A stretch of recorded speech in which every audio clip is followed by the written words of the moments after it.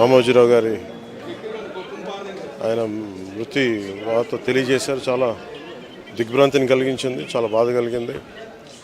ఎందుకంటే నేనేం కోరుకున్నానంటే ప్రమాణ స్వీకారం తర్వాత వచ్చి వారికి కలవాలని అనుకున్నాను. పాపం ఆయన ఎంత ఇబ్బంది పెట్టారు ప్రభుత్వాలు గత దశాబ్దన్నర కాలంలో. పాపం ఆయన ఎన్ని తట్టుకొని ప్రజలకి చైతన్యం చేసి ఆయన అండగా నిలబడ్డారు. ఒక మహోన్నతమైన వ్యక్తి. ఇప్పుడు ఆంధ్రప్రదేశ్లో కానీ భారతదేశంలో ఎక్కడైనా సరే, ముఖ్యంగా ఆంధ్రప్రదేశ్ తెలంగాణకు సంబంధించి తెలుగు రాష్ట్రాల్లో ఏ జర్నలిస్ట్ ఉన్నా అది ఈనాడు స్కూల్ ఆఫ్ జర్నలిజం నుంచి వచ్చే రూట్స్ దానికి ఉంటాయి. అలాంటి కొన్ని వేలాది మంది జర్నలిస్టులని తెలుగు రాష్ట్రాలకు అందించిన మహానుభావులు.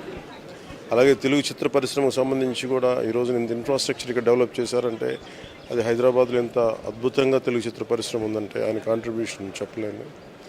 ఇలాంటి చేస్తున్న వ్యక్తిని ప్రభుత్వాలు గత 15 సంవత్సరాల్లో చాలా ఇబ్బంది పెట్టినాయి.